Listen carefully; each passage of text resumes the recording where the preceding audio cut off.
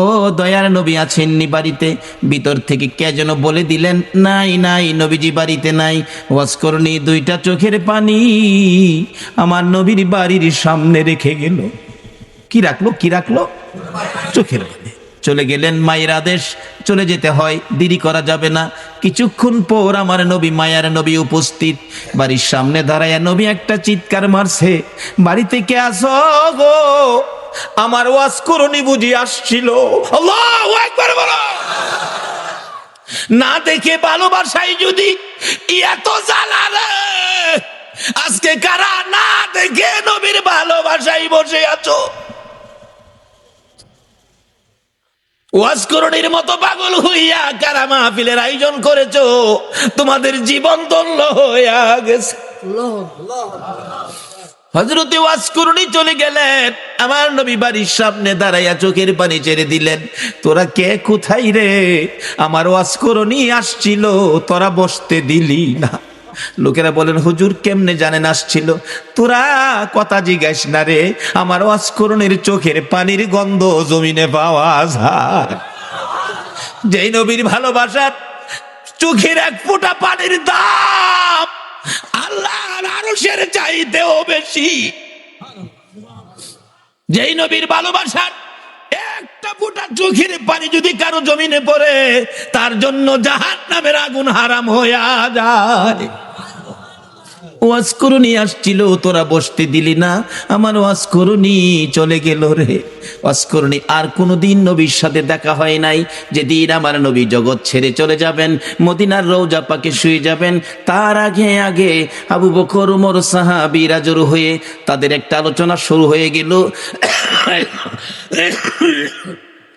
আমার নবী দুনিয়ার থেকে বিদায় হলে নবীজির জুব্বা মুবারক নিশ্চয়ই আবু বকর পাবে। আবু বকর আমার নবীকে বড় ভালোবাসতেন। আরেকজন বলেন না, আবু বকর পাবে না, সম্ভবত মেয়ের জামাই হযরতে আলী রাদিয়াল্লাহু তাআলা আনহু পাবেন। আরেকজন বলেন না, উমর পাইতে পারেন। আরেকজন বলেন উসমান গনি বহু টাকা খরচ করেন, বহু দান করেন, নবীর ভালোবাসায় উসমান গনি পাবেন। এইভাবে আলোচনা শুরু হলে অনেকে মিলে আমার নবী উপস্থিত। কি নিয়ে তোমরা আলোচনা সমালোচনায় বসেছো? হুজুর ভাবতেছিলাম আপনার বিদায় পরে আপনার জুব্বা মুবারক ভাগি জানি কে হয়ে যায়। আমরা কেউ ভাবছি ওমর পাবে, কেউ ভাবছি আবু বকর পাবে, কেউ ভাবছে উসমান গনি পাবে, কেউ ভাবছে হযরত আলী পাবে। আমার নবী দুইটা চোখের পানি জর্জর করে ছেড়ে দিয়ে কান্দে, সাহাবীরা রে আমার জুব্বা মুবারক তোমরা কেউ পাবি না, আমার জুব্বা পাবে আমার ওয়াজ করণী রে। সাহাবীরা একজন আরেকজনের দিকে তাকাই, এটা আবার কোন শব্দ নবীজি ব্যবহার করলেন? ওয়াজ করণী নামে কোনোদিন কাউরে আমরা দেখি নাই। কে সেই ব্যক্তি? জীবনে কোনোদিন আসতে দেখি নাই, আমাদের সাথেও দেখা হয় নাই। এটা কেমন পাগল রে, জীবনে দেখা নাই, জুব্বা পেয়ে গেল। আমার ওয়াজ করণী যদি নবীর ভালোবাসায় জীবনে দেখা নাই, নবীর জুব্বা পেতে পারে। আমার মন বলে আজকে যারা মিলাদুন নবীর আয়োজন করে এই নবীর ভালোবাসায় বসে আছো গো, আপনাদের সঙ্গে আমার নবীর স্বপ্নের দিদার হয়ে যাবে। আল্লাহ يا رسول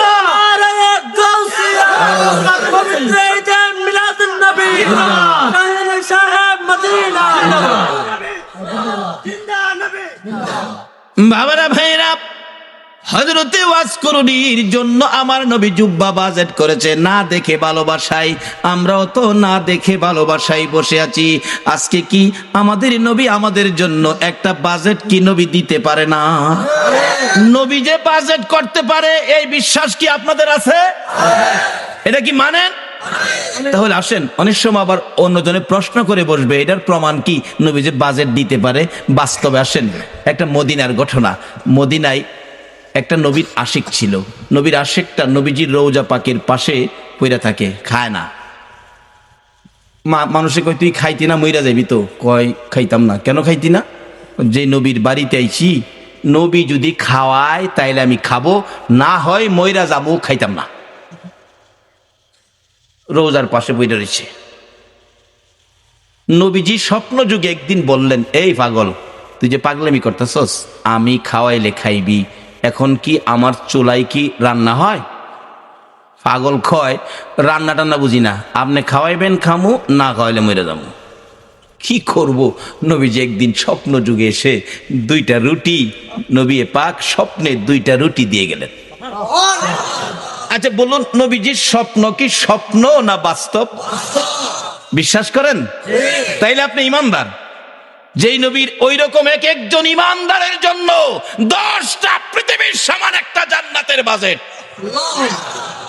নবীজির স্বপ্ন কি স্বপ্ন না বাস্তব? যদি কেউ নবীজিকে স্বপ্নে দেখেন, কোনো সন্দেহ নাই সরাসরি নবীকে দেখছেন, কারণ নবীর সূরত ইবলিস ধরার ক্ষমতা নাই। 2টা রুটি নবী দিলেন। অনেক সময় স্বপ্নে আমরাও তো কিছু পাই, কিছু খাই, এরকম হয় না? হয় না? এক বেচারা স্বপ্নে দেখে চিকন চাইলের পোলাও, দেশি চাউল, দেশি মুরগির রাত দেওয়ার আগে হাই খাইতাছে, স্বপ্নে খুব খাইতাছে। এবার যে মুরগির রানের তে গুস্ত ছুড়াই তো টান দিছে না, হাত গিয়া বাড়ি অলনি না হ লাগছে, বাড়ি অলনি তো চিল্লানি মারছে, আমারে মাইরা লাইছে রে, মাইরা লাইছে।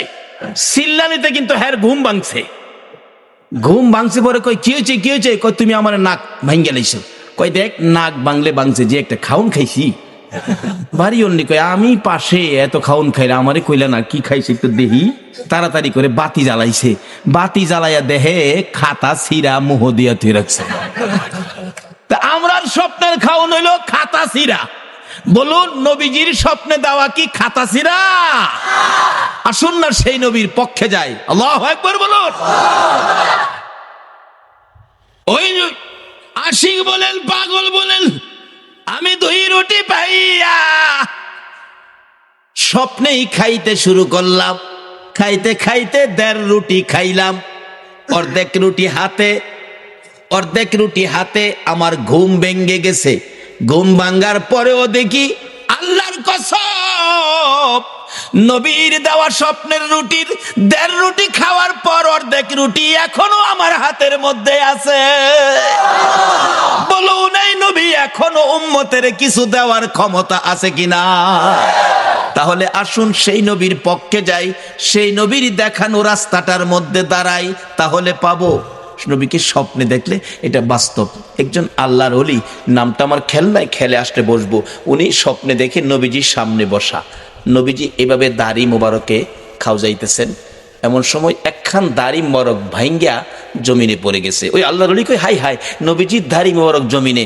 তাড়াতাড়ি করে হাতে ধরে মুঠের মধ্যে নিয়ে আসছেন। ওনার ঘুম ভেঙে গেছে, দেখে ঘুম ভাঙার পরও হাতের মুঠ বন্ধ। মুঠ খুলে দেখে নবীজির দাড়ি মোবারক। ছিল স্বপ্ন, এখন বাস্তব। হাই হাই, নবীজির দাড়ি মোবারক কই রাখবো, কোথায় রাখবো? জায়গা, ভালো জায়গা কই আছে? এখন না পায়া মাথার টুপির মধ্যে দিয়া সিলাই করে মাথায় রাখে। ওই আল্লাহর ওলি বলেন, নবীজির দাড়ি মোবারক আমার মাথায় থাকার কারণে দিনের বেলা রৌদ্রের মধ্যে রাস্তায় বাহির হলে মেঘের টুকরাই এসে আমার মাথার উপর ছায়া দিত। আজকে সে নবীর পক্ষে যতদিন মুসলমান না যাবে, ততদিন পর্যন্ত বিপদ থেকে বাঁচতে পারবে না। বিপদ থেকে বাঁচার একটাই পথ, সেই পথটা হলো নবী মুহাম্মদুর রাসূলুল্লাহর পথ। যে নবী স্বপ্নে দিলে এখনো দিতে পারে, আচ্ছা সে নবীর পক্ষে আমরা যারা বসে আছি, নবীজি কি আমাদের কিছু দিতে পারে না? তাই বলতেছিলাম, ওয়াজ করুনি নবীর ভালোবাসায় কি পাইতেছে দেখেন, আর আপনাদের জন্য কি ভাজেন। আমার ওয়াজ করুনিকে আমার জুব্বা মুবারক তোমরা দিয়ে দিও। আবু বকর উমর প্রশ্ন করে বসলেন, হুজুর ওয়াজ করুনি কে, কোথায় থাকে, পরিচয় কি? আমার নবী চোখের পানি ছেড়ে দিলেন, ও আমার সাহাবীরা শোনো, ওয়াজ করুনি পরিচয় হলো, নাম জিগাইলে নাম বলবে না, ঠিকানা জিগাইলে ঠিকানা বলবে না, কিন্তু বুঝবে কেমনে? তার হাতের মধ্যে সাদা অল্প একটু দাগ আছে, এই দাগটা দেখলেই বুঝবি ইনি হলেন আমার ওয়াজ করুনি।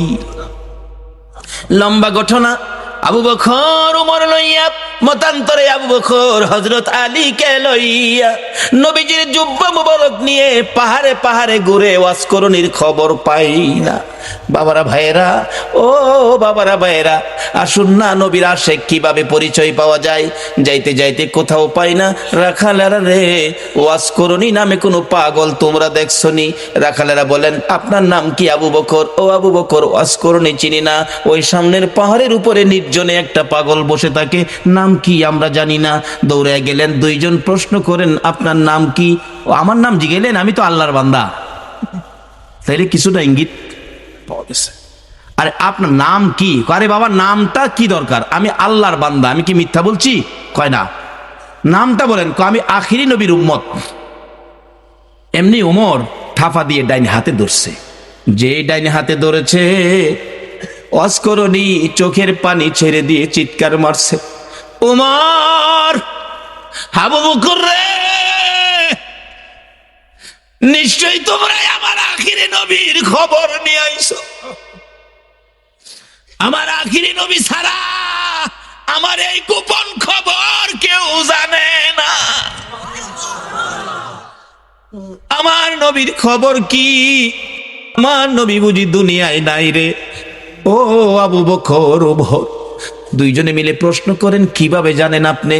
কত সম্পর্ক ছিল, জীবনে কোনো দিন দেখে নাই। কারা গো? এই নবীর মিলাদুন নবীর আয়োজন করেছো, নবীর ভালোবাসার রশি মদিনার সাথে লাগাইছো, নিশ্চয়ই তোমাদের সাথে একদিন আমার নবীর স্বপ্নের দিদার হয়ে যাবে।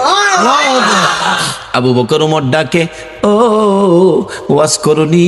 নাই রে, আমার নবী দুনিয়ায় নাই। এই জুব্বা মুবারক তোমার জন্য বাজেট করেছে। ওয়াজ করনি বলেন, আমার জন্য জুব্বা নিয়ে আসছো, এই জুব্বা আমি কেমনে রাখবো রে? আমার নবী নাই, আমি নবীর উম্মতের জন্য কি করব? আবু বকর ওমর প্রশ্ন করেন, আমরা আপনাকে কোনোদিন দেখি নাই, এত বড় বাজেট, এত বড় সম্পর্ক কিভাবে করলেন? আবু বকর ওমর দুইজনে প্রশ্ন করলে হযরতে ওয়াজ করনি ডাকে, আপনারা কি নবীকে ভালোবাসেন? হ। আপনারা ভালোবাসার কি প্রমাণ আছে আমারে দেখান তো। কথা কয় না, কি প্রমাণ আছে? নবীজির উহুদের জমিনে দুইটা দান মোবারক ভেঙেছে, আপনারা কি জানেন? হ জানি। দেখি আপনারা হা করেন। হা করলে, ও আবু বকর ওমর রে, নবীর দান নাই, তোমাদের মুখে দান দেখা যায় রে। কেমন ভালোবাসো? আমি ওয়াজ করণীর মুখের দিকে তাকাইয়া দেখো, আমার মুখে একটা দাঁতও নাই। যেদিন শুনেছি আমার নবীর মুখে দাঁত ভেঙেছে দুইটা, আমি পাহাড়ে বসে পাথর দিয়ে ভাঙলাম দুইটা। উপরের দাঁত ভেঙে ভাবলাম উপরের দাঁত না নিচের দাঁত, নিচের থেকে ভাঙলাম দুইটা। এই দুইটা না হইয়া যদি ডান দিকের হয়, ডান দিক থেকে ভাঙলাম দুইটা। ডান দিকের উপরে না হইয়া যদি বাম দিকের দুইটা হয়, বাম দিকের ভাঙলাম দুইটা।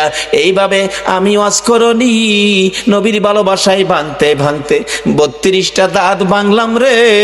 নবীর ভালোবাসায় সবগুলো শেষ করে দিলাম। এবার আবু বকর ওমর বলেন, ও ওয়াজ করনি, বুঝেছি তোমার ভালোবাসায় নবী খুশি হইয়া তোমাকে জুব্বা মুবারক বাজেট দিয়েছে। ওয়াজ করনি জীবনে কোনোদিন আমার নবীর দেখা পায় না। এত দূর থেকে যদি ভালোবাসাই নবী পাকের জুব্বা মুবারক পাইতে পারে, আমরা বাংলার জমিন থেকে সত্যিকার অর্থে নবীর ভালোবাসা দিলে আমরা কি নবীর দিদার পাইতে পারি না? বাবারা, কোন নবী? যেই নবীর কথা মানার জন্য আমার আল্লাহ বলেছে কবর যাওয়ার আগে মুসলমান হও। মুসলমান কিভাবে হবেন? কোন কায়দায়, কোন আদর্শে মুসলমান হবেন? আল্লাহ বলেছে তোমরা আমার নবীর কথা মানো। কোন নবী? যেই নবী সকল সৃষ্টির জন্য রহমত। এখন এই নবীর কথা আপনারা মানা দরকার আছে কিনা?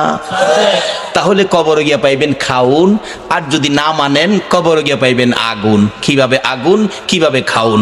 আসুন আমি অল্প সময়ের মধ্যে এটা শেষ করতেছি, আপনাদের কষ্ট হইতাছে না তো? খাউন আর আগুন।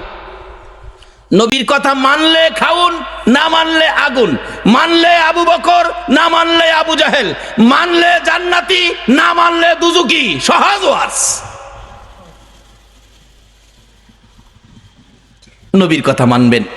আল্লাহ বলছে, আল্লাহর কথা রাইখা নবীর কথা মানতে রাজি আছেন? তো নবীজি একটা চিঠি নবীর পক্ষ থেকে আসছে আমাদের কাছে। নবীর একটা চিঠি আপনাদের সামনে দিলাম। প্রথম চিঠিটা হলো কাফা বিল মাউতি ওয়াইজান। রাসূল বলছে একটা ওয়াজ যথেষ্ট, তুমি তোমার মৃত্যুর কথাটা স্মরণ করো। আচ্ছা, আমরা যে মরতে হবে এই কথাটা কি রাইট? আল্লাহ তো বলছে, নবীও বলতেছে। আচ্ছা, মরার পরে যে কবরে যাবেন, কবরের জন্য কি কোনো রোজগার করছেন? বাড়ি গাড়ি কত কিছু করলেন, এগুলি যে রোজগার করে বাড়ি টাড়ি করলেন, কবরতে যাবেন, কবর রোজগার কি লইছেন? বাবারে, যত সয় সম্পদ আছে, মইরা দেখেন না, মইরা দেখেন, যত সয় সম্পদ আছে আপনার মৃত্যুর পরে আপনার ছেলে মেয়েরা বাট করে নিয়ে যাবে, আপনারে একটা টাকাও দিবে না। মইরা দেখেন না, এও তো কথা যে মইরা আবার সাম কেমনে, এও তো কতই। আসুন তাহলে একটা বাস্তবতায় যাই।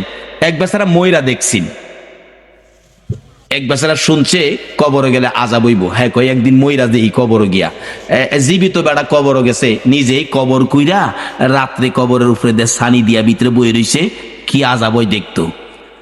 ওয়ারেন্টের আসামি ধরতে পুলিশ যাইতেছিল, দারগা সাহেব যাইতেছে, দুই পুলিশ লইয়া এই যে রাস্তার কিনারে ফাও গেছে গা এই হের কবরের ভিতরে গেছে, পরে এমনি আঞ্জাদা ধরছে। পুলিশ ডাকতেছে, স্যার স্যার বিপদ দি, কিছে? টর্চ লাইট লই আইন। টর্চ দেখে বাঙ্গা কবর ফাও গেছে, দেখে ভিতরে এক বেড়া বসা। হ্যাঁ রে, মাথার চুলো ধরে টেইনটা শেষরায় তুলছে। কিরে কি? স্যার কবরে বলে আযাব হইব, মৌলবীরা কয়, এর লেগে কবর বসলাম, দেখলাম কি আযাব হয়। কই আযাব নাই তো, খালি পুলিশে ভাড়া মারে।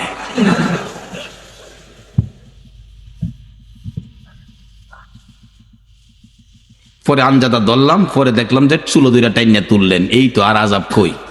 পুলিশ দু তিন বাড়ি ফুটকির মধ্যে দিছে। ফাতলামি করতে আর জায়গা ফাস্তা যা বাড়ি। সকালবেলা মানুষ দেখছি মৌলবীরা যে কই কবর আযাব দেখেছি, ফইলা এক পুলিশে ভাড়া মারে। পরে আরেকটাই চুলো দুইটা টাইনে তুলে, আরেকটাই দুইটা ফুটকিত বাড়ি দেয়, এরপরে যা বাড়ি এহেন আছে। আচ্ছা, আসলে কি কবর আযাব এটা? এই বেটা মরার আগে মইরা দেখছি।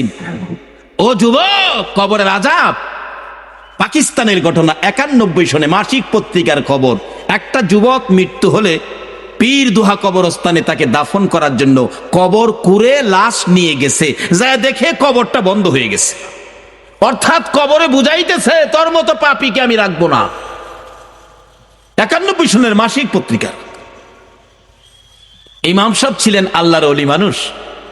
আল্লাহর ওলি আসনা দেশে, এখন তো ওলিদের মর্যাদা নাই, এখন ওলির দরকার পড়ে না, এখন ওলির কোন প্রয়োজন পড়ে না, যে যুগ পড়ছে।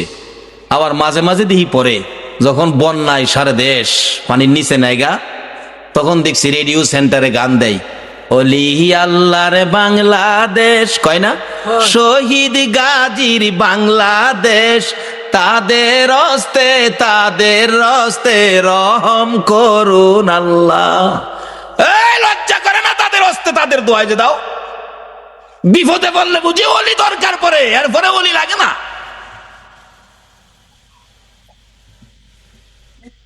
মুসলমানদের তিনটা শক্তি, একটা হলো তাওহীদ, আর একটা হলো রিসালাত, আর একটা হলো বেলায়াত।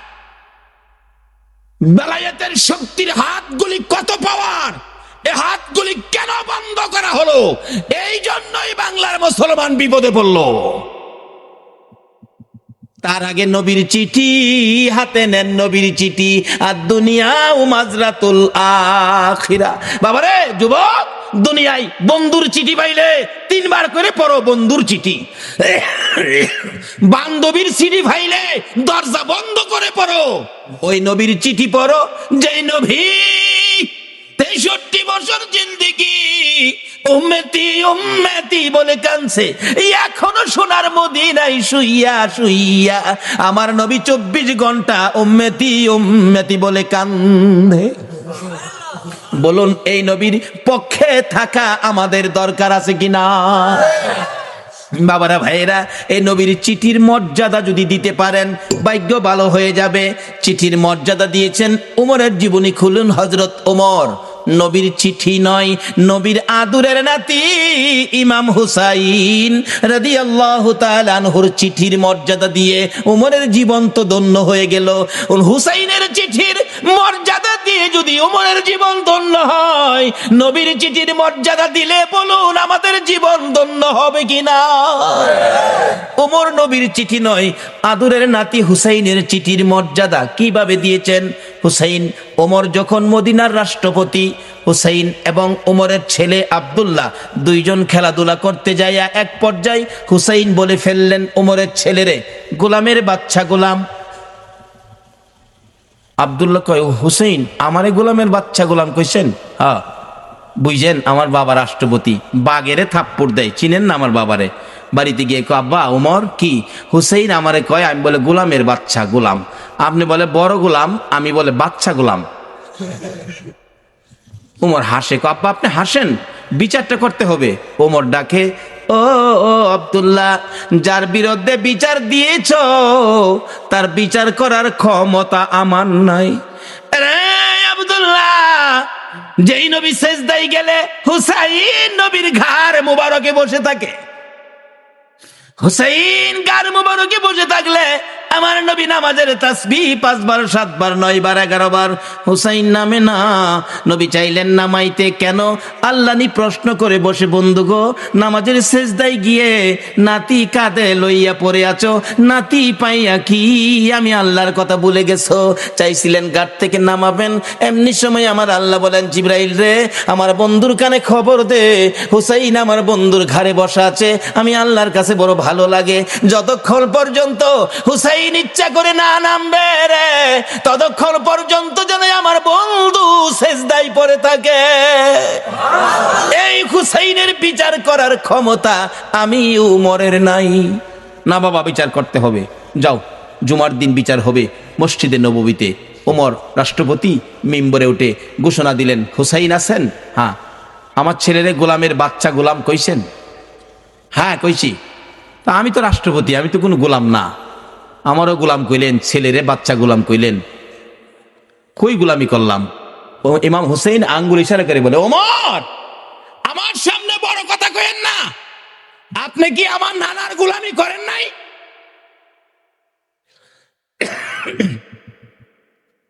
ওমর দুইটা চোখের পানি গাল বেয়ে বেয়ে জর্জর করে ছেড়ে দিলেন। মসজিদে নববীর মুসল্লিরা রে, তোমরা কি শুনেছ হুসাইন আমাকে কি বলছে? শুনেছি। আমি বলে নবীর গোলামি করেছি। হ্যাঁ। হুসাইন পারবেননি এই কথাটা কাগজে লিখে দিতে? পারবো, আমি দেখছি যেটা পারবো না। আমার নানার গোলামি করেছে ওমর, তাই ওমরের ছেলেরে গোলামের বাচ্চা গোলাম গালি দিলাম। ওমর এই চিঠিখানি হাতে লইয়া ডাকে, মসজিদে নববীর মুসল্লিরা রে, আমি নবীর গোলামি করেছি, প্রমাণ দিয়েছে ইমাম হুসাইন, আমি ওমর আর কোথাও কোনো ভয় করি না। ওমর বলেন, হুসাইন বলেছে আমি নবীর গোলামি করেছি আর আমি ভয় পাই না, নবীর গোলাম হইয়া কবরে যাব। ও মুসল্লিরা, আমি ওমর যদি মৃত্যুবরণ করি, হুসাইনের চিঠির মর্যাদা দিলেন ওমর, আমি ওমর যদি মৃত্যুবরণ করি, আমার কাফনের ভিতরে ঢুকাইবার আগে হুসাইনের লেখা চিঠি রে, নবীর গোলামি করেছি, আমার হাতের মধ্যে দিয়ে, আমার হাতটা কাফনের মধ্যে দিয়ে দিও।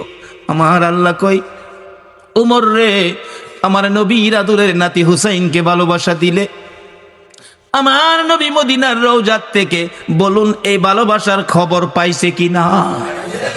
হুসাইনের চিঠির মর্যাদা দিয়ে ওমরের অবস্থা কি?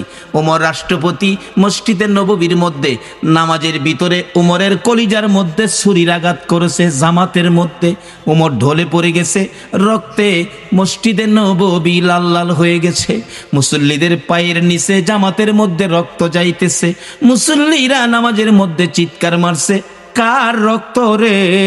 মসজিদে নববী লাল হয়ে গেছে। ওমর ঢলে পড়ে আছে, ওমরের ছেলে ডাকতেছে, মুসল্লিরা গো, আমার বাবারে আঘাত করেছে, কে জানি, দরজা বন্ধ করে দেন, প্রতিশোধ নিব, বিচার করব কোন মুনাফেক জানি আঘাত করেছে। ওমর ছোট্ট ছোট্ট সুরে ডাকে, ও বাবা আমার কাছে আসো, প্রতিশোধ নিবা, বিচার করবা আমাকে খুশি করার জন্য। হ বাবা, বাবা রে, বিচার করে প্রতিশোধ নিয়ে খুশি করতে পারবি না, আমাকে যদি খুশি করতে হয় আমি তো মরে যাব রে বাবা। একটা কথা শুনো। কি কথা?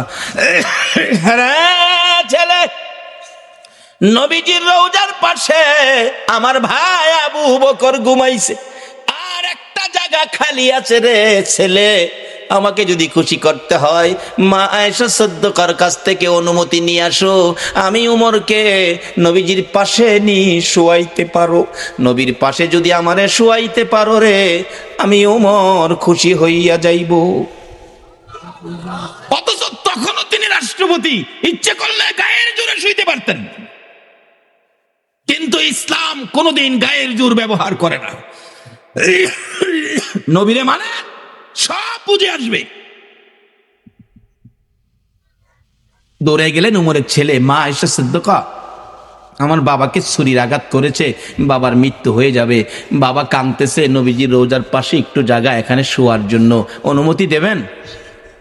মা আয়েশা ভাবতেছেন, ইচ্ছে ছিল আমি এখানে শুইব নবীজির পাশে, এক পাশে আমার বাবা আবু বকর, আরেক পাশে আমি শুইব। ওমর অনুমতি চাইলেন, কি বলবো? আচ্ছা আপনি এখন যান, আমি একটু পরামর্শ করি। উমরের ছেলে চলে গেছে। বাবা অনুমতি হয় নাই, তুমি আবার যাও। আবার যাও। আবার আয়েশা দেখে মা আয়েশা সিদ্দিকা নবীজির রওজার পাশে দাঁড়িয়ে আছে, প্রশ্ন রাখতেছেন, নবী গো, উমর আপনার পাশে শুইতে চাই, ইচ্ছে ছিল আমি আয়েশা আপনার পাশে শুইব। হুজুর বলুন কে আপনার পাশে শুইব? আমি আয়েশা না উমর? আমার নবী হুসাইনের চিঠির মর্যাদা দেওয়ার কারণে রোজার ভিতর থেকে নবী ডাকতেছে, রে আয়েশা, আয়েশা রে, আমার উমরকে আমার পাশে শুয়ার অনুমতি দে। নবী ডাইকা ডাইকা পাশের বিছানায় শুয়াইলেন। নবীর আদরের নাতি হুসাইনের চিঠির মর্যাদা দিলে নবী যদি ডাইকা ডাইকা পাশে শুয়াই গো, এই নবীর চিঠির মর্যাদা সরাসরি দিলে বলুন বিপদে পড়লে নবী আমাদের পাশে আসবে কিনা? বাবারা ভাইয়েরা, মরতে হবে, মরার আগে আসুন রাস্তাটা ক্লিয়ার করি। নবীর চিঠির মর্যাদা দেই। নবী বলেছে কাফা বিল মাউতি ওয়াইজান, একটা চিঠি হলো একটা ওয়াজ যথেষ্ট, মৃত্যুর কথা স্মরণ। আরেকটা চিঠি হলো আদ-দুনিয়া ও মাজরাতুল আখিরা, এই জগৎ থেকে আখিরাতের বাজার আমাদের করতে হবে, কিন্তু দুনিয়ার বাজার করলাম, আখিরাতের বাজার নাই। মরে দেখেন আপনার কিছুই দুনিয়ার সঙ্গী নাই। আরে মা বাবার কথা মতো যে জন চলে না, বলুন বলুন, মা বাবার কথা মতো যে জন চলে না, আল্লাহ নবীজির দয়া তারা পাবি না। হায়রে আল্লাহ নবীজির, মা বাবাকে দুঃখ দিলে নামাজে রোজা যাইবি ফলে, মা বাবাকে দুঃখ দিলে নামাজে রোজা যাইবি ফলে, মার গলি যায় আঘাত দিলে খোদা সহে না, মার গলি যায় আঘাত দিলে খোদা সহে না, আল্লাহ নবীজির দয়া তারা পাবি না। হায়রে আল্লাহ নবীজির।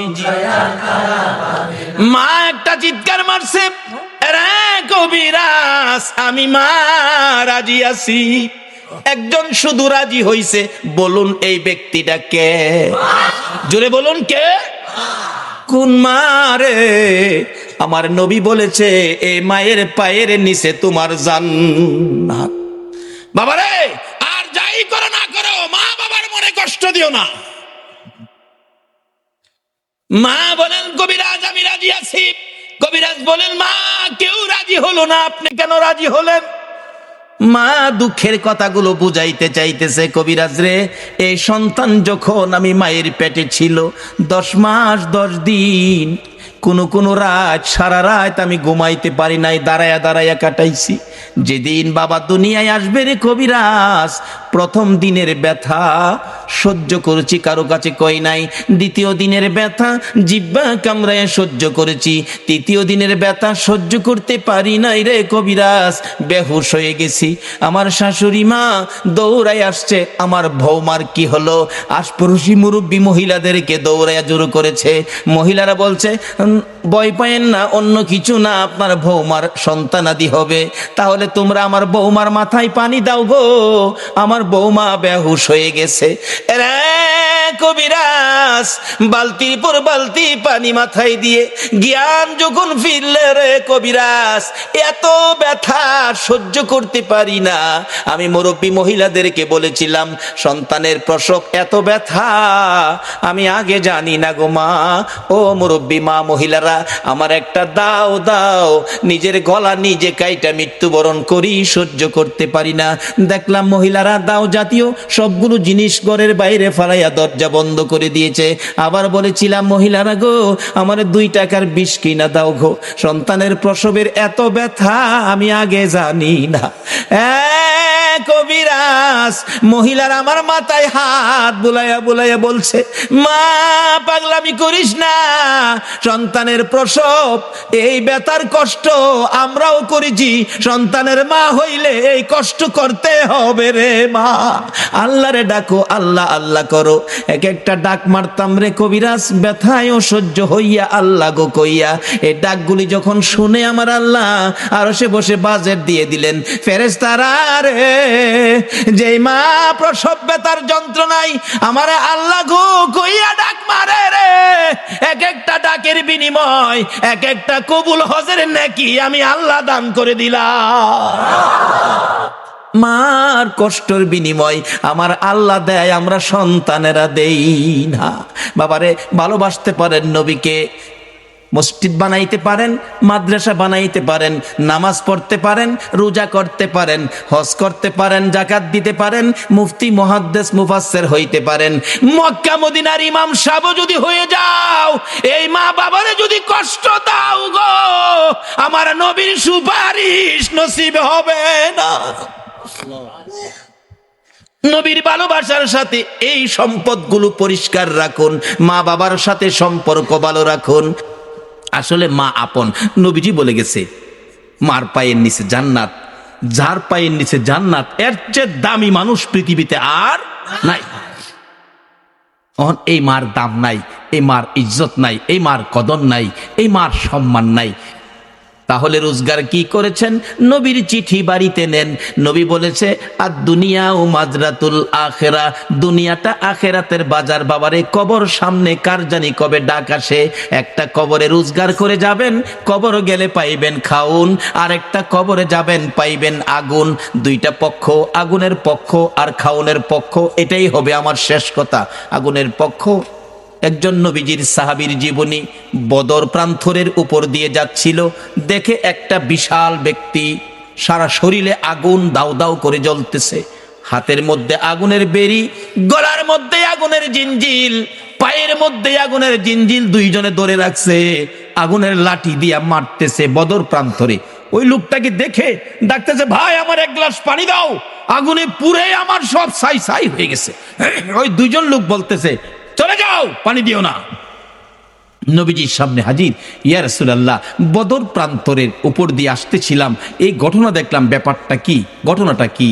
নবীজি বলেন, শোনো, যারে দেখছো কবর থেকে আগুনের ধাও ধাও করে পুড়তেছে, যারে দেখছো এই লোকটাই হলো আবু জাহেল। আগুনের জিঞ্জিল বাঁধা যারা ধরে রাখছে তারা হলো ফেরেশতা, আগুনের ডান্ডা দিয়ে মারতেছে, তারা শাস্তি দিতেছে। এইভাবে শাস্তি চিরকাল তার হবে কবরের মধ্যে। এই আগুন দাউ দাউ করে জ্বলবে। আমার কাছে পানি চাইছিল, পানি দিতে নিষেধ করলো, তো তার কপালে পানি নাই, পানি কোনোদিন সে পাবে না।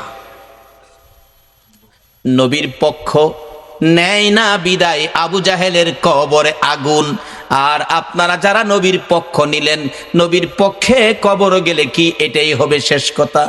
আমার নবীর একজন আদুরের ভালোবাসার সাহাবী ছিলেন, মদিনার ঘটনা।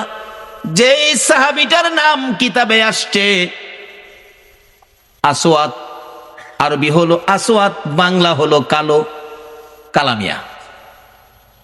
নবীজি একদিন ডাকে, আসওয়াদ বিয়ে করছো? জি না হুজুর। বিয়ে করবি? হুজুর বিয়ে করুম, যে আমি তো কালো, কেউ পছন্দ করে না। নবী বলেন, আমি তোমার বিয়ের ব্যবস্থা করব। আচ্ছা, নবীর পক্ষে গেলে বলুন, নবী বিয়ের ব্যবস্থা করবে না? আমি ব্যবস্থা করব। হুজুর আপনি করবেন? আচ্ছা ঠিক আছে। নবীজি একটা চিঠি লিখছে, আসওয়াদ এই নাও, এই চিঠিটা মদিনার বড় বাড়িটা আছে না, বড় বাড়ির মালিকের হাতে দিও। বড় বাড়ির মালিক যায় দেখে বাড়ির সামনে বসা, আসসালামু আলাইকুম চাচা। ওয়ালাইকুম সালাম বাতিজা। নবীজি চিঠি পাঠাইছে। আরে বলো কি, বসাতে দাঁড়ায় গেছে। নবীর চিঠি খুলে দেখি লেখা, তোমার সুন্দরী মেয়েটাকে আমার কালো সাহাবীর কাছে বিয়ে দিয়ে দাও, ইতি রাহমাতাল লিল আলামিন। চুমা খাইয়া বুকে লাগাইছে, হাই হাই কি ভাগ্য, নবী চিঠি পাঠাইছে, আমার সুন্দরী মেয়েটাকে কালো সাহাবীর কাছে বিয়ে দিতাম। কিতাব লেখে মেয়েটা এত সুন্দরী ছিল, মদিনার মধ্যে এর চেয়ে সুন্দর কোনো মেয়ে ছিল না। এই জন্য মদিনার মানুষ তারে মদিনার হুর কইয়া ডাকতো। কিতাবে আসছে হুরে মদিনা। এই নবীর পক্ষ ধরুন, কে বসে আছো নবীর পক্ষে? কার সেই নসিব? চিন্তা করতেছে, সাহাবিটা লেখলো কালো, মেয়েটা সুন্দর, কালো। নবীজি লেখছে মানতে হবে। ছেলেটা যে কালো, কেমন কালো জানি, চায় দেখতেছে ভালো করে, চায় দেহে, আরে পা বারে একবারে জাহাজ মার্কা। আসলে এমন কালোই ছিল। এখনো মদিনায় কালো বংশের লোক আছে, গেলে দেখতে পারবেন। আসওয়াদ জি, কালো, আমি একটু মেয়ের সাথে পরামর্শ করলে ভালো হয়, নবীজি পাঠাইছে। বাবা তুমি এখন যাও, তোমার আমি পরে জানাবো, মানে মেয়ের সাথে পরামর্শ করব। যুবক যাইতেছে, আসওয়াদ মনটা কষ্ট, মাথা চুলকায়, হুজুর কইছিলাম না, ওই তো না, মানে পছন্দ করে না। আল্লাহ কো, আসওয়াদ রে, আরে যেই নবী আঙ্গুলি ইশারা করলে আকাশের চাঁদ দুই টুকরা হয়, আর এই নবীর লেখা চিঠি বিফল যাইতে পারে না। আজকে যারা নবীর পক্ষে বসে আছেন, আপনাদের এই কষ্ট বিফল যাইতে পারে না। আমি আবদার করব, এই কষ্টের বিনিময় আল্লাহ যেন নবীর স্বপ্নের দিদার নসিব করে দেয়। মনটা কষ্ট। আল্লাহ কই না, হবে না, ব্যবস্থা করতেছি। মহিলার মধ্যে আল্লাহ পাক রহম দিলেন, মহিলা দৌড়ায় এসে সুন্দরী মেয়ে। বাবা যুবক আসছিল কালো, খুশি, মনটা কষ্ট যাইতেছে, ব্যাপার কি? মা এই যে নবী চিঠি পাঠাইছে, তোমার বিয়ের প্রস্তাব, কালো ছেলে, ভাবলাম তুমি রাজি হও কিনা, এই জন্য বিদায় দিলাম। মেয়েটার চিঠিটা হাতে নিয়ে চুমা খাইয়া বুকে লাগাইয়া ডাকে, বাবা এত নিষ্ঠুর কেমনে হইলা গো? যেই নবীর কথা মানার জন্য আমার আল্লাহ বলেছে, এই নবীর কথা আমার বিয়ের প্রস্তাব। বাবা আমি কালো আর সুন্দর বুঝি না, আমি নবীর কথা মানি রে। ও সোনার বাংলার ভাইয়েরা, মা বোনেরা, যেই ইয়াসরিব নামের পাথর আর বালুর দেশ, এই নবীর কথা মাইনা নবীর ভালোবাসা দিয়ে যাইয়া দেখো সোনার মদিনা হইয়া গেছে। আজকে সোনার বাংলা নাম দিয়ে নবীর ভালোবাসা দিতে পারলাম না, বিদায় সোনার মানুষ হইতে পারলাম না। মদিনার মহিলারা পর্যন্ত আমার নবীরে কত ভালোবাসে। নবী জীবনী, নবী যুদ্ধে রওনা হলেন, একজন মহিলা 6 মাসের একটা বাচ্চা ছেলে কোলে লইয়া রাস্তায় দাঁড়াইয়া দাঁড়াইয়া কান্দে। আমার নবী বলেন, মহিলা রে, বাচ্চা কোলে লইয়া কান্দো, ব্যাপার কি হুজুর? মহিলারা যুদ্ধে যাওয়া নিষেধ হয়ে গেছে, আমার আর কেউ নাই গো, আপনার পক্ষে কারে আমি যুদ্ধে দিব? ও মা বোনেরা, তোমার কোন সন্তান এই মাহফিল কমিটির সদস্য গো? তোমার ভাগ্য ভালো, ওই মদিনার মহিলা নবীর পক্ষে দেওয়ার জন্য কুলের সন্তান লইয়া দাঁড়াইয়া রইছে। আজকে কোন মায়ের সন্তান এই মিলাদুন নবীর কমিটির সদস্য হয়েছে? মাগো তোমার জীবন ধন্য। হুজুর আমার এই ছেলেটাকে যুদ্ধের ময়দানে নিয়ে যান, আমার আর কেউ নাই, কাকে আপনার পক্ষে দিব? নবীজি হাসে, এ কি বললা তুমি? 6 মাসের শিশু, সে কি যুদ্ধ করতে পারবে, তীর মারতে পারবে? এবার ডাকতেছে মহিলাটা, হুজুর জানি সে পারবে না, কিন্তু আমার মনে বড় দুঃখ, না জানি নবীর গায়ে কেউ আঘাত করে গো নবী। আমার ছেলেটারে নিয়ে যান, তীর যদি মারতে নাও পারে, আমার মন বলে কাফের বেঈমানেরা যদি আপনার দিকে লক্ষ্য করে তীর মারে গো নবী, এই তীরগুলো আপনার গায়ে লাগার আগে আগে আমার ছেলেটারে তীরের সামনে তুলে ধরে রাখবে। তীর খাইয়া আমার 6 মাসের ছেলে দুনিয়ার থেকে বিদায় হয়ে যাবে, আমি মায়ের কোনো দুঃখ থাকবে না, কিন্তু রাসূলের গায়ে যেন আঘাত না লাগে। মদিনার মহিলারা পর্যন্ত এইভাবে আমার নবীরে ভালোবাসতেন। আজকে ইয়াসরিব নামের পাথরের দেশ সোনার মদিনা হয়ে গেছে। এবার মেয়েটা ডাকতেছে, বাবা গো, আমি সুন্দর আর কালো বুঝি না, নবী চিঠি পাঠাইছে, নবীর কথা মানতে যাইয়া সুন্দরী মেয়ে কালোর কাছে বিয়ে বসতে রাজি হয়ে গেলাম। বাবা ডাক দেন, যাইতেছে গা, নবী কষ্ট পাবে। মদিনার মহিলারা পর্যন্ত নবী কষ্ট পাবে এই কাজ করতে রাজি না। ডাক দেন, বাবা তো আগেই রাজি। আসওয়াদ, কালামি আসেন। দাহের সাইজ দেখা যা ভালোই, বিয়াটা যদি হয় আপনারা কি দাওয়াত দিলে যাইবেন? কেউ রাজি না, যাইতেন না? বুঝছি কিছু টাকা পয়সা লাগে হয়তো বিয়াত গেলে, লেগে রাজি না। আরে এই বিয়ার টাকা লাগতো না, রাজি কিনা কন? যাও লাগতো না, বিয়া হয়ে গেছে। আসেন। আসসালামু আলাইকুম চাচা। ওয়ালাইকুম সালাম বাতিজা, কি ব্যাপার? বাবা আমার মেয়ে তো রাজি হয়েছে। করতে রাজি হলে তো খুশির ব্যাপার। আল্লাহকে রাজি হইতো না, রাজি করাইছি।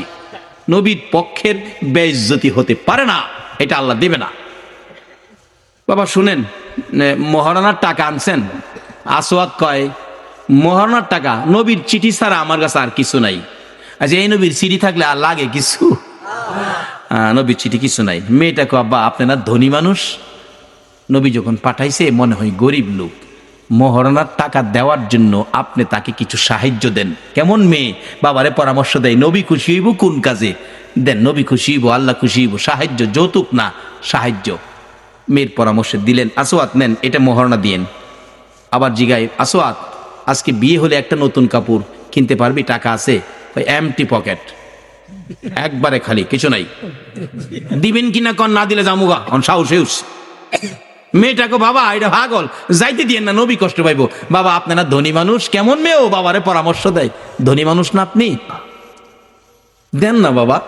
একটা কাপড়ের টাকা দিলেন, মহারণার টাকাও বাবা দিলেন। লইয়া আসওয়াদ মদিনার মার্কেটে বিয়ের বাজার করবে। কাপড়ের দোকানে ঢুকলেন, দোকানদার, কাপড় দে, সুন্দরী মেয়ে বিয়ে করব, দেখেন কোনটা নিবেন কোনটা না। আসওয়াদ দেখতেছে কোনটা নিবে কোনটা না। এমন সময় শুনে রে রাস্তা দিকে যেন পাগলের মতো দৌড়ায়, এতিমের মতো কান্দে আর ডাকে, রে মদিনার দোকানদারেরা, ও মদিনার যুবকেরা, ও মদিনার সাহাবীরা, খবর পাইছো নি? আল্লাহর বন্ধু যুদ্ধের ময়দানে রওনা হয়ে গেছে। এমনি সময় যুবকেরা দৌড়াইয়া বাড়িতে গিয়ে যুদ্ধের পোশাক পরে তরবারি হাতে মার পায়ে সালাম করতেছে, মা গো বিদায় দাও গো মা। নবী বলে যুদ্ধে গেছে, বিদায় দাও, দেখা হবে হাসরের ময়দান। দোকানদারেরা দোকান বন্ধ করতেছে, দোকানদারি করবে না। আসওয়াদ নিজেকে নিজে প্রশ্ন করে, ও আসওয়াদ, নবী বলে যুদ্ধে যাইতেছে, তুই কি এখন যুদ্ধের বাজার করবি না বিয়ের বাজার করবি? মন ফাইসালা দিলেন, নবী যুদ্ধে যাবে, বিয়ের বাজার করব না। বিয়ের বাজারের সবগুলো টাকা লইয়া, নবীর ভালোবাসা কাকে কয়, একটা তরবারি বিয়ের বাজারের টাকা দিয়ে যুদ্ধের বাজার তরবারি কিনে নবীর পিছে পিছে দৌড়াইয়া যুদ্ধের ময়দানে যুদ্ধ করতে করতে হযরতে আসওয়াদ শহীদ হয়ে গেছে। যে যুদ্ধে 70 জন সাহাবা জীবন দিয়েছে, আমার নবী যুদ্ধ শেষে ডাকতেছেন, সাহাবীরা রে আমার শহীদদেরকে দাফন কর, গোসল দিস না রে, রক্ত মাখা জামাগুলো পাল্টাইস না, রক্ত মাখা জামা সহ দাফন করে দে। আমি নবী হাসরের ময়দানে আমার আল্লাহরে দেখাবো আমার উম্মতেরা কত পাগল ছিল। সেই নবীর ভালোবাসায় কারা বসে আছে? আমার নবী দাফনের নির্দেশ দিলে 69 জনকে রক্ত মাখা জামা কাপড় সহ দাফন করা হলো। 70-এর মাথায় দূরে পড়ে আছে হযরতে আসওয়াদ। নবী বলেন, সাহাবীরা রে আমার আসওয়াদ বিয়ে করতে গিয়েছিল, এই ময়দানে দেখা যায়। একজন বলেন, হুজুর আমি দেখেছি বিয়ের বাজারের টাকা দিয়ে আপনার কথা শুনে যুদ্ধের বাজার করে জীবন দিয়ে ফেলেছে।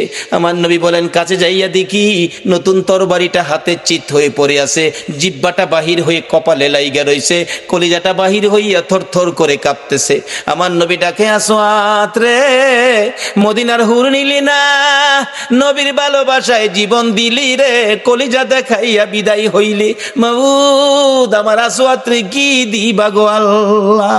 নবী বলেন, আমি কবরের পাশে দাঁড়িয়ে আছি, আসওয়াতের লাশটা ধরে ধরে নিয়ে আনতেছি কবরে দেওয়ার জন্য। নবীজি কবরের দিকে তাকাইয়া মুস্কি মুস্কি হাসতেছেন। সাহাবীরা বলেন, ইয়া রাসূলুল্লাহ, এই কবরের দিকে তাকাইয়া মুস্কি মুস্কি হাসেন কারণ কি? আমার নবী বলেন, সাহাবীরা রে, আমি যা দেখি তোমরা তা দেখো না, আমি যা জানি তোমরা তা জানো না। হুজুর কি দেখে হাসলেন আমরা জানতে চাই। আমার নবী ডাকে, সাহাবীরা রে, আমার আসওয়াত মদিনার হুর ফালাইয়া আমি নবীর ভালোবাসায় বিয়ের বাজারের টাকা দিয়ে যুদ্ধের বাজার করে জীবন দিয়ে কবরে রওনা হয়েছে। আমি তার কবরের পাশে দাঁড়াইয়া দেখি রে, মদিনার হুরের পরিবর্তে রে আসওয়াতের কবরে জান্নাতের হুর পাঠাইয়া দিছে। একটা পক্ষ হলো জান্নাতে খাউন, কবরের মধ্যে জান্নাতের হুর, আরেকটা পক্ষ হলো কবর আগুন। যেই পক্ষটা নবীর দুশ্মন এটার কবরে হবে আগুন, আর যেই পক্ষটা নবী ভালোবাসছে, নবীর পক্ষে ছিল, এই পক্ষটাই হবে জান্নাতের খাউন, আর কবরে হবে জান্নাতের হুর। বাবারা, কবরে যখন যাইতেই হবে, এই পক্ষটা ধরুন, যেই পক্ষটাই কবরে গেলে, যেই নবীর ভালোবাসাই কবরে গেলে দুনিয়ার হুরের পরিবর্তে জান্নাতের হুর কবর আসে, সেই পক্ষটাই হলো মিলাদুন নবীর পক্ষ, সেই পক্ষটাই হলো ঈদে মিলাদুন নবীর পক্ষ, সেই পক্ষটা হলো এই নবীর ভালোবাসা, এই নবীর কথাগুলো মানা। আল্লাহ আমাদের সকলকে এই নবীকে ভালোবাসা, এই নবীর কথা মানার তৌফিক দান করুক। সকলে বলুন আমিন। আসুন দেখি কার ইমানি শক্তি কত। ওই নবীর উপর দুরুদ সালাম মদিনা পাঠাইতে আপনারা কে কে রাজি? আসুন নবীর উপর দুরুদ সালাম মদিনা পাঠাইয়া, নবী সালাম আলাইকা ইয়া রাসূল, সালাম আলাইকা ইয়া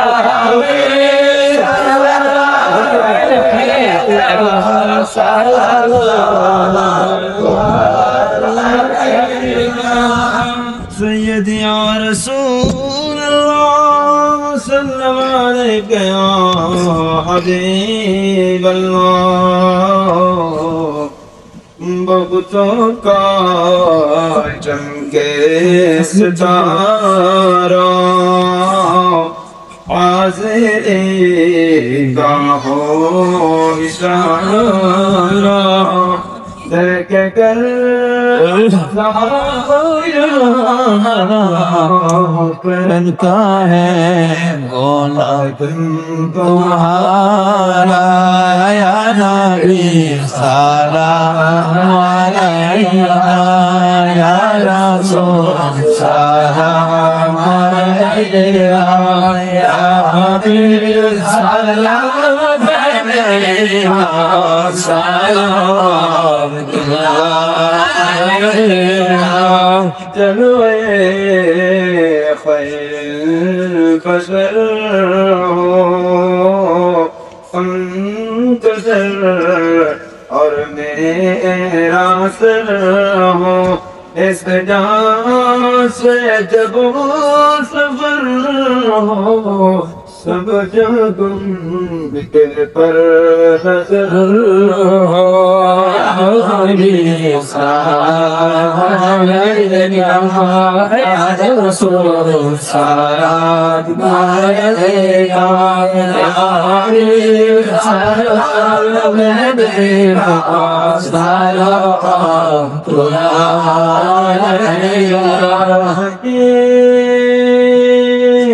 جب جن تک عرش درود فرش کی بود پہلا سلام رحمت، پہلا سلام شرح بجے ہدایت، پہلا سلام اعظم ইমামতো গৌসে আজম ইমামতো তলোয়ারে শালে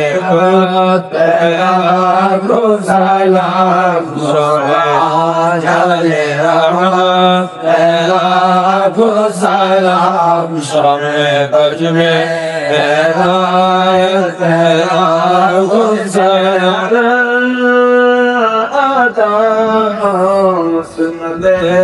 মুস্তফা পীর তরিকত সালাম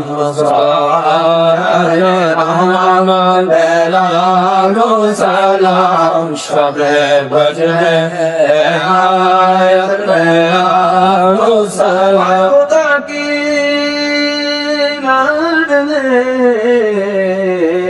प्यारे रसूल ये सलामे आज़ाद मदीने के सलाम मदीने के सलाम मदीने के सलाम मदीने के सलाम আসুন আমরা দোয়া করি, দোয়ায় শরীক হন। আল্লাহুম্মা আমিন। রব্বানা যালামনা আনফুসানা ওয়া ইল্লাম তাগফির লানা ওয়া তারহামনা লানাকুনান্না মিনাল খাসিরিন। রব্বিরহামহুমা কামা রব্বায়ানি সাগীরা। রব্বুল আলামিন জান্নাতের বাগানে বসে জান্নাতি মেহমান লইয়া তুমি যার প্রেমে সব বানাইছো, ওই নবীর আশেক পাগল লইয়া বাংলার জমিন থেকে দুরুদ ও সালাম মদিনা পাঠাইছি গো আল্লাহ। আমাদের দুরুদ ও সালাম গুলো পাখির মতো উড়াইয়া উড়াইয়া দয়ার নবী মায়ার নবীর রওজা আতহারে পৌঁছাইয়া দাও আল্লাহ গো। মিলাদুন নবীর উসিলাই, আজকের মাহফিলের উসিলাই, দুরুদ ও সালামের উসিলাই আমরা যারা হাত বাড়াইছি আমাদের তামাম জিন্দিগির গুনাহগুলো ক্ষমা করে দাও। মাবুদ, জানি দুনিয়ায় থাকবো না, আমাদের আগে যারা আসছিল সবাই বিদায় হয়ে গেছে, কবে জানি আমরা বিদায় হয়ে যাই। জানি পৃথিবীতে থাকবো না, তারপরেও শয়তানের দোকাই পড়ে দুনিয়ার মায়ায় পড়ে যত গুনাহ করেছি সবগুলো গুনাহ এই মাহফিলের উসিলাই মাফ করে দাও আল্লাহ গো। মাফ যদি না করো, কবে জানি মৌতের চিঠি দিয়ে আজরাইল পাঠাইয়া দাও, কবে জানি কার বিছানা খালি হইয়া যায়, কবে জানি বড় বাড়ি বড় ঘর সুন্দর বিছানার থেকে চারজনে দৌড়ে দৌড়ে টাইনা টাইনা বাহির করবে। উঠানের কিনারে পর্দা টানাইয়া উত্তর দিকে মাথা দিয়ে শুয়াইয়া নাকে কানে তুলা লাগাইয়া রে বড়ি পাতার গরম পানির জীবনের শেষ গোসল করাবে। আদুরের সন্তানেরা বারিন্দায় দাঁড়ায়া দাঁড়ায়া ডাকবে, বাবা গো পর্দার ভিতরে কিসের গোসল করো গো বাবা। মা টাইনা টাইনা সন্তানের বুকে জড়াবে, আয় এতিম এতিম রে আয় আমার বুকে আয়, তোর বাবা যেই গোসল করে রে আজ থেকে তোমরা এতিম হইয়া গেছো। মউত কত এতিম দেখি রাস্তায় রাস্তায় দাঁড়ায়া কান্দে। একটা এতিম ছেলে ঈদের দিন পুরান জামা কাপড় লাগাইয়া কান্দে। জিজ্ঞেস করি, বাবা কেন কান্দো? হুজুর সবাই নতুন জামা পরলো, আমার নতুন জামা নাই। কেন নতুন জামা নাই? বাবাকে বলো নতুন জামা দিবে। ছেলেটা কান্দে, হুজুর আমার বাবা নাই, আমি এতিম গো এতিম, একটা জামা কিনার মতোই আমার কেউ নাই গো।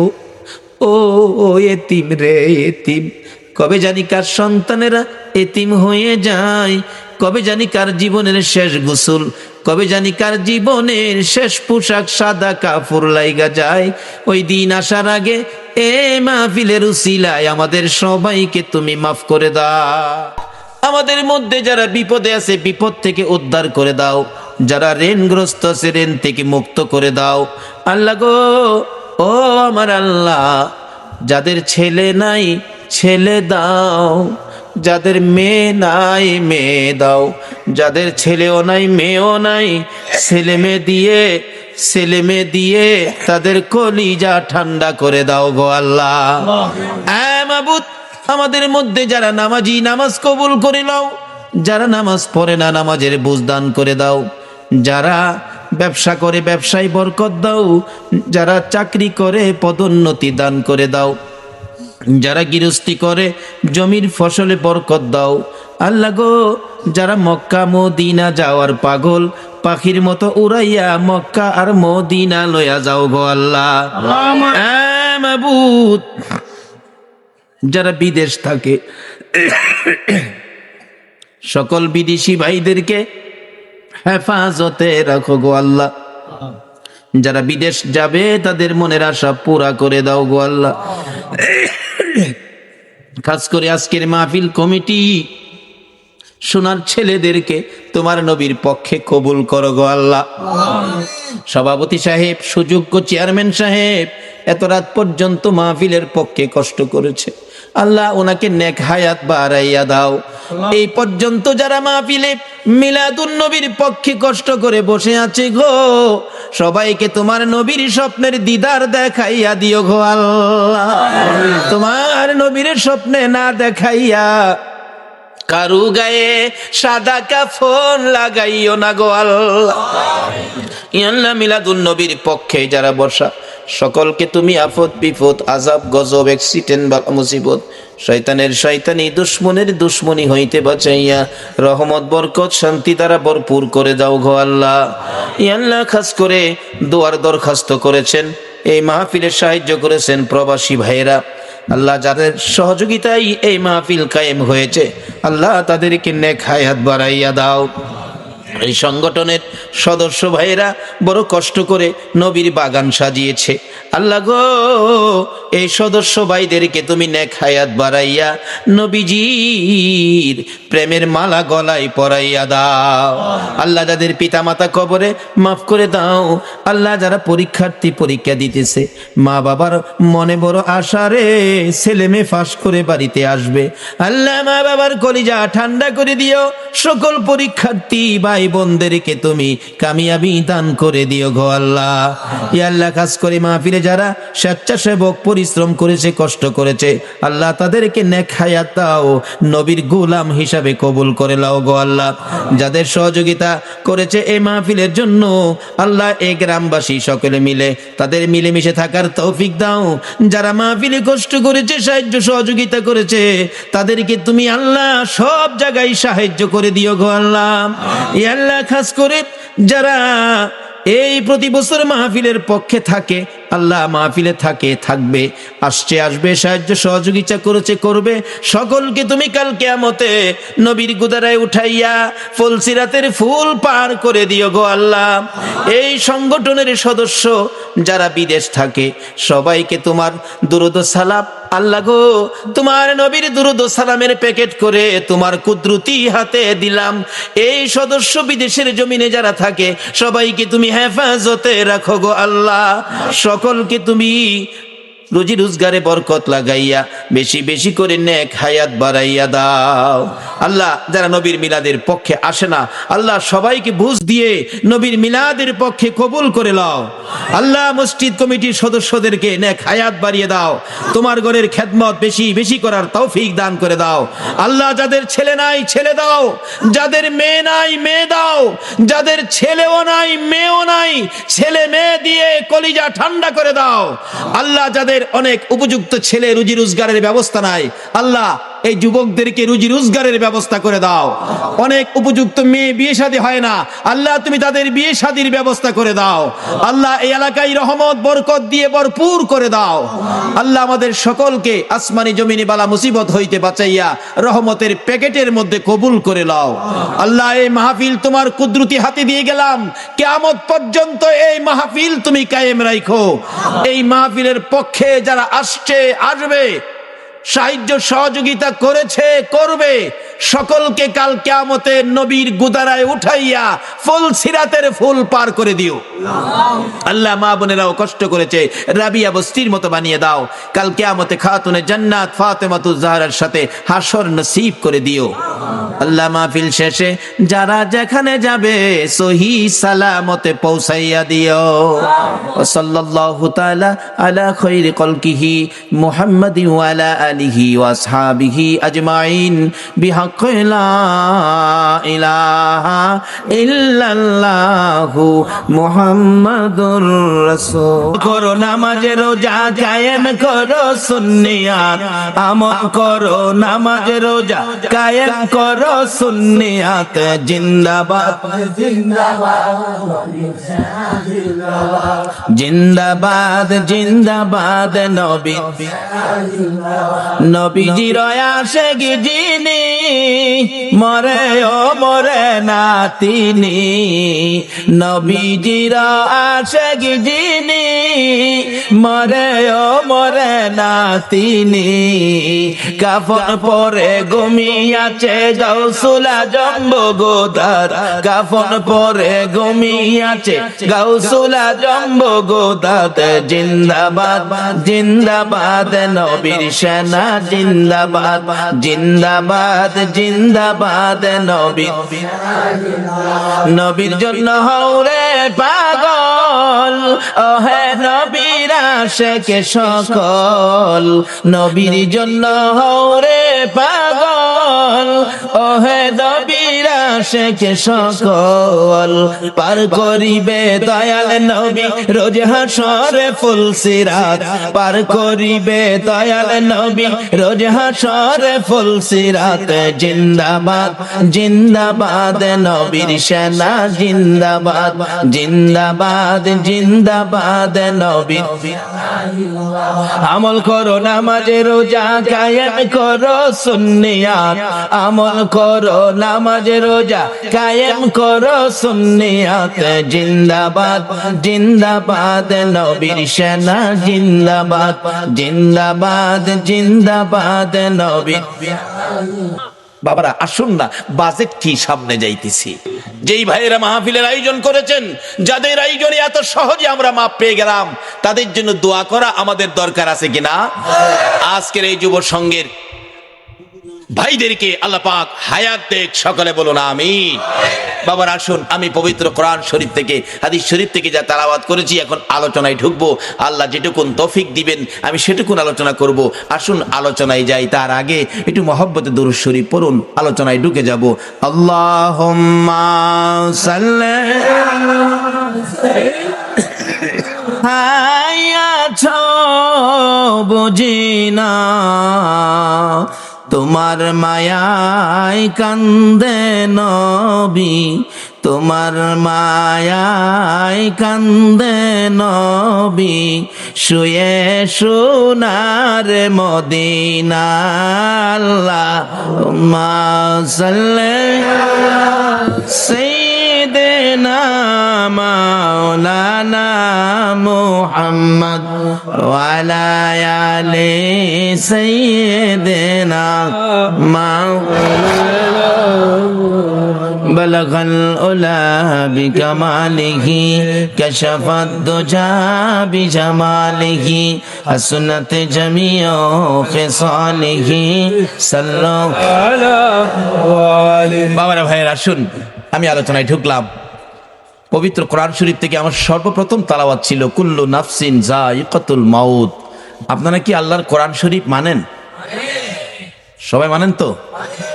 আল্লাহ আপনাদের উদ্দেশ্যে ঘোষণা দিলেন, সকল প্রাণীর উদ্দেশ্যে কুল্লু নাফসিন যায়িকাতুল মাউত। সকল প্রাণী একদিন মৃত্যুর কোলে ঢলে পড়বে। আচ্ছা, আমরা সকলের একদিন মরতে হবে, এই কথাটা কি রাইট?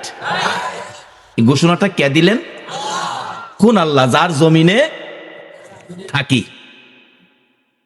এটা আসলে উনিই দিতে পারেন যিনি জমিনের মালিক। যেমন বাস্তব আসেন, আপনার 3টা বাড়ি আছে চট্টগ্রাম শহরে, ভাড়া দিয়ে রাখছেন। আপনার ইচ্ছে হয়েছে ভাড়াটিয়া বাহির করে দিবেন। এই মাসের প্রথমে বলে দিলেন, এই ভাড়াটিয়ার ভাইয়েরা, আগামী মাসে কিন্তু আমার বাড়ি আপনাদের ছেড়ে দিতে হবে। আচ্ছা, আপনি বাড়িওয়ালা ভাড়াটিয়াকে নির্দেশ দিলেন বাড়ি ছেড়ে দিতে হবে, এই ভাড়াটিয়া কি আগামী মাসের পর আর থাকতে পারবে? আপনি বাড়ির মালিক, আপনি নির্দেশ দিয়েছেন 1 মাসের সময় দিলাম, আপনার 1 মাসের মধ্যে জায়গা জমিন দেখে, অন্য বাসা দেখে আগামী মাসে আমার বাসা ছেড়ে দিবেন। একটা সাধারণ মালিক যদি নির্দেশ দেয় বাড়ি বাসা ছেড়ে দিতে হয়, যিনি সমস্ত পৃথিবীর মালিক, সে আল্লাহ আমাদের উদ্দেশ্যে ঘোষণা দিয়েছেন, ওয়ারেন্ট পাঠিয়েছেন, তোমরা আমার জমিন ছেড়ে দিতে হবে। ঘোষণাটা কি? কুল্লু নাফসিন যায়িকাতুল মাউত। এই ঘোষণাই আগে যারা আসছিল তারা চলে গেছে, আমরা যারা আছি আমরাও যাইতে হবে। যাইতে যে হবে, আমি আপনাদের কাছে একটা প্রশ্ন রাখি, আপনারা মৃত্যু হয়ে গেলে কোন দেশে যাবেন?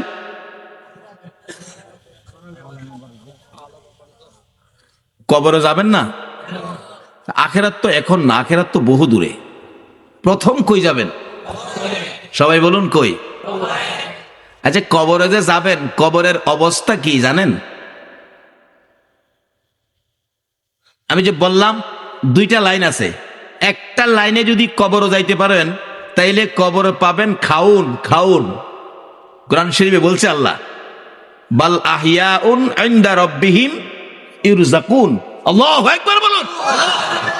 একটা লাইনে কবরে গেলে পাইবেন খাউন, আর একটা লাইনে কবরে গেলে পাবেন আগুন। আপনারা কি আগুনের লাইনে যাবেন না খাউনের লাইনে যাবেন? সবাই কি খাউনের পক্ষে? তাইলে মৌলবীরা দোষ দিয়েন না, খালি মৌলবীরা খায়। আপনারা সবাই কিন্তু খাউনের পক্ষে, কি ঠিক নেই? আমরা এমন একটা লাইন ধরবো যে লাইনটাই কবরে গেলে খাউন, আর যে লাইনটাই কবরে গেলে আগুন, এটার থেকে আমরা আল্লাহর কাছে পানা চাবো। রাজি আছেন তো? তা আসুন, এই কবরে যখন যাইতেই হবে, লাইন 2টা রাখলাম, আসবে পরে কোন লাইনে আগুন, কোন লাইনে খাউন। অবশ্য কবরে কিন্তু যাইতেই হবে। কি? যে কোর্ট থেকে ওয়ারেন্ট, এই কোর্টের রায় অমান্য করার ক্ষমতা পৃথিবীর কারো? আমাদের তত্ত্বাবধায়ক সরকার পারবে অমান্য করতে? জাতিসংঘের মহাসচিব পারবে? বুশে পারবে? এর বাফে পারবো? এর বাফে পারে নাই, গেছে গা। এমন এক কোর্টের রায়, কুল্লু নাফসিন যায়িকাতুল মাউত, সকল প্রাণী মৃত্যুর কোলে ঢলে পড়বে। তাইলে আসুন আমরা এ রায় মাইনা নেই, না মানলেও থাকার সুযোগ। তাহলে মৃত্যুর পরে আমাদেরকে কবর নামের কারাগারে পাঠাবে, কবর নামের কারাগারে পাঠাবে। আসুন, এই কবরে যাওয়ার আগে রাস্তা 2টা, একটা কবরে আগুন, একটা কবরে খাউন। আসুন, সামনে আসতেছে। তাইলে আমরা যখন মৃত্যু হবে, কিভাবে মরলে ভালো হয়, কোন রাস্তায় কি করতে হবে, একটু পরামর্শ আল্লাহর জিজ্ঞাসা। আল্লাহ, আমরা এখন কি করতে পারি বলেন? আল্লাহ আপনাদেরকে ভালো পরামর্শ দিতেছে কোরআন শরীফ।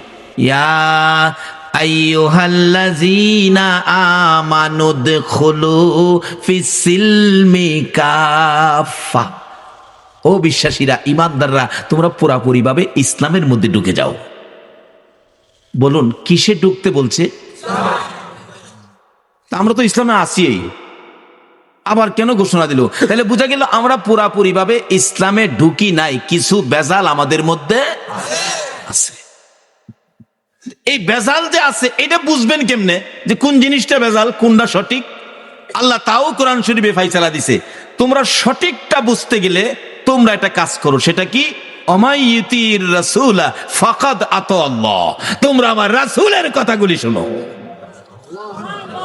কার কথা বলুন? এই রাসূলের কথা চন্দ্রের শুনে, শুনেনি? সূর্যের শুনে, আল্লাহু আকবার বলো।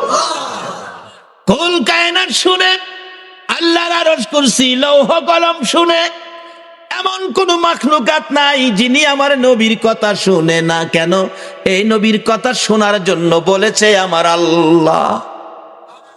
আল্লাহ বলেছে তোমরা আমার এই রাসূলের কথাগুলি শুনো, মানো, কারণ এই নবীর কথা মানলেই হবে আমি আল্লাহর কথা মানা। কোন নবী? তাও আল্লাহ ঘোষণা দিয়েছে কোন নবী? ওমা আরসালনাকা ইল্লা রাহমাতাল লিল আলামিন। যে নবী সকল সৃষ্টির জন্য করুণা, সকল সৃষ্টির জন্য যিনি রহমত।